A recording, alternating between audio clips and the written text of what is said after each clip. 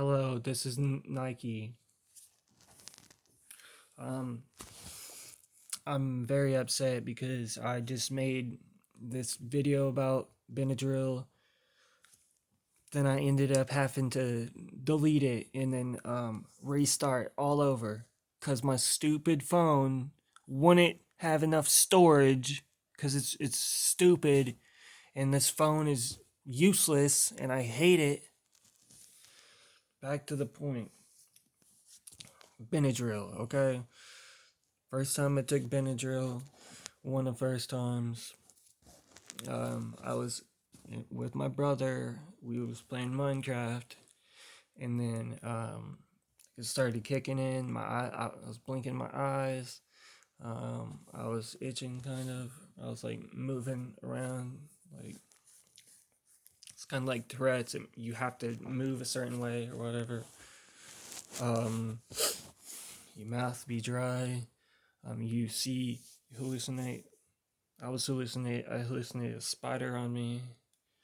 Or you might hear things. I didn't really hear things that often, but yeah, there was times when I first started using it. Um, I usually sometimes heard stuff, but later on in my use, uh, I didn't really hear anything. But hold on. And you have to pee a lot, like, because it dehydrates you, so it makes you have to pee. One thing, okay, the way Benadryl works and why, okay, the way it works is it blocks off your acetylcholine, like it blocks your muscle receptors, so that's why you be stumbling and it's hard to move because it blocks off your muscle receptors. Like it's hard for you to move because your muscles be blocked off. But back to what I was saying, it blocks your acetylcholine, and acetylcholine is responsible for higher forms of thought. So, like when you have low acetylcholine, you have low forms of thought. So, high forms of thought, you'll feel like you're in heaven, like you have, well, for example, when you withdraw from being on Benadryl for a while, uh, quite a while, you cry because there's so much acetylcholine because of the Benadryls, um, because of using so much Benadryl, it's wearing off, and then you have a lot of acetylcholine, so you cry and you have higher forms of thought, like you'll be all emotional, like thinking about, you'll see things in a different perspective, like you'll see like heaven, like you see things realer, you know. Um, Both the withdrawal and the being on Benadryl, it makes you see things in a realer perspective, just like DMT, you know. And yeah, that's one mainly why I like Benadryl. Well, me, like I like hallucinating, and I just wanted to hallucinate. I don't advise taking it all the time. I would just advise try it one time, and then just like DMT, like psychedelics, you use it and you try to see things from a different perspective. Try to see yeah, see spirit world. Okay, DMT is like it's a happy experience. Like you see reality, like life is more real when you're on DMT or when you're on psychedelics. Um, and when you're on Benadryl, I mean, it makes life seem more real, but it's like, okay, well, DMT usually, unless you have a bad trip for some reason, psychedelics, DMT, um, like you feel like you in heaven, like it shows you the positive side of, um, the higher dimensions, whatnot, whatever you want to call it. And Benadryl, it shows you like, feels like you're in hell, like a realistic, like you're like, oh my gosh, this is real. Like hell is real. Like you see life more real. Like you're like, man, dude, like life is realer than I think it is. You know, like it's this weird feeling.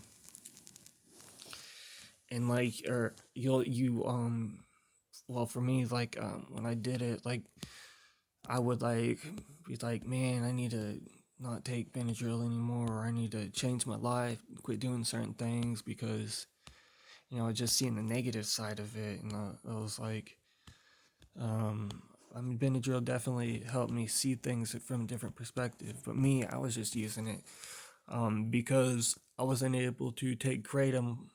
I have to get high for depression. I have to. It's the only thing that gets rid of my depression is getting high. And since I'm on probation, they wouldn't let me take kratom. So not being able to take kratom, that's their fault. Not being able to take kratom led me to use other things that wasn't illegal to take. Yeah, but okay. Yeah, back to what I was saying about Benadryl. Benadryl. Yeah, like before you, for me, when I want to get high, it's like before I take it, I'm like, man, I want to take Benadryl. I want to have an experience. And then after, um, sometimes or a lot of times, it's like, man, you want it to wear off. But but after it wears off, you're like, oh, you get a relief because you're like, you're finally not seeing things in such a negative way. But um, I know about everybody, but at least for me, you know, it's like it's bittersweet. Like it feels kind of negative because it feels like you're in hell, like you have lower forms of thought, you see things in a creepy way. It's really hard to explain. It's like it's spooky. It's like just think about being outside at night, just looking at the moon, looking outside, you get this spooky feeling because it's just spooky. It's not scary, but it's just spooky. It's eerie. It's creepy. It's a weird feeling to explain. It's like magical. It's like it's like you're in a you're in a place that is so mysterious to you. And okay, come on, having to swallow because a little bit dehydrated from taking kratom and talking a lot. Okay, but yeah, Benadryl. Okay, another thing.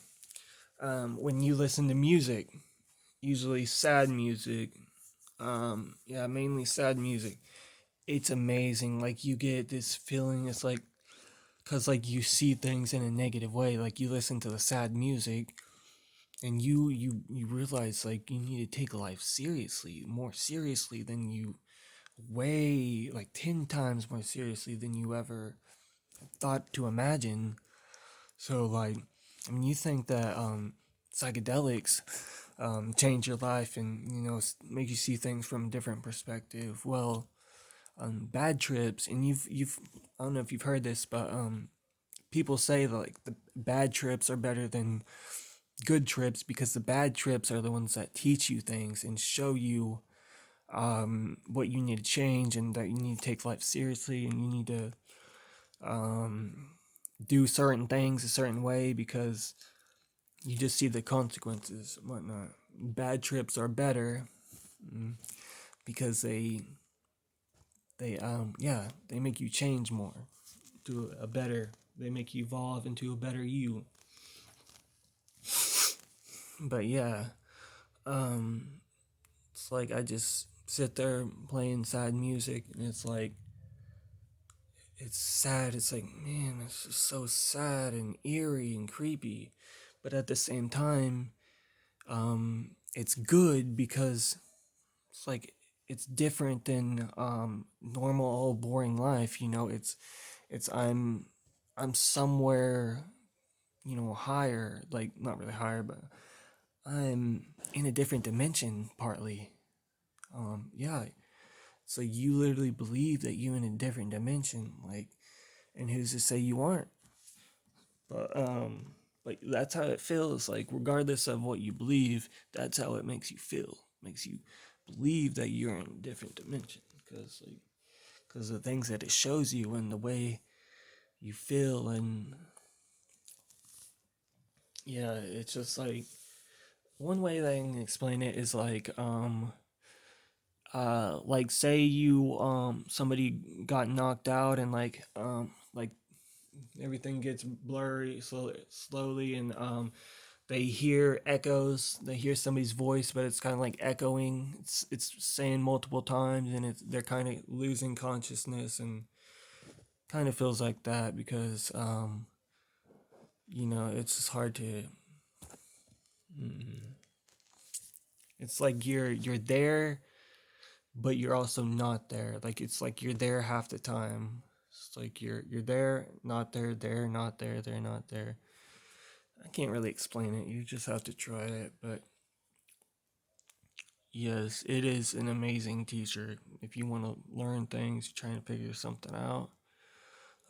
I'd advise not to do it when you're around people who you know are gonna freak out because you acting weird. You definitely will be acting weird. Just make sure you drink water beforehand, or just like have somebody to watch you if you want to be safe about that. It's not really dangerous to take a certain amount. Like say you take 400 milligrams. That's what usually people take. High dose that people usually take. It's not really dangerous. There's been other stuff that I've used that is dangerous. Like you have a seizure sometimes. But benadryl, you won't do that. Like people say that um, a lot of drugs can cause that, but yeah, it's very small likelihood. Like I've never had a seizure from taking benadryl, so um, a lot of drugs apparently can cause a seizure. But yeah, and I would avoid taking benadryl with other things. Just make sure you're looking out because you don't know. Or even though you're watching my video, just make sure you research somewhat, to but yeah, this is pretty much my experience, the drift of it. Yeah.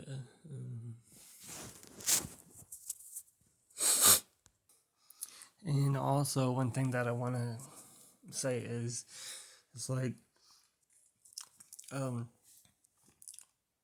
the withdrawal from benadryl, that really only happens if you took a lot, and it's worn off, and it's like, at least for me, it was because I kept using benadryl, and then when I stopped using it, I got that. But for you, it might just work after you take, like, say 400 milligrams, and then it wears off, and then you get to the withdrawal states. And not really withdrawal because you fiend for it, but I'm saying withdrawal because it makes you sad and cry. Like you see things from a not really, it's not a sad perspective, like it's not really sad as in like you think of things negatively. It's like kind of sad because like you think of, oh man, I'm sorry, I shouldn't have picked this, but at least for me, I'm vegan, so like when I get sad, like I think about all the animals and how they suffer in the meat and dairy industry, and then I cry, and then I watch sad stuff, and it's like it really makes me want to make a stand and do something. Like it's so real. Like the feeling is so real. Like it's it affects you. I'm telling you, like it has more of an effect on you than other substances. You know, like it it can make you insane. Like if you let it. I mean, at least for while you're on it. I mean, if you don't know what you're doing, like. But yeah, that's all I'm gonna say about that. Uh, I'm out.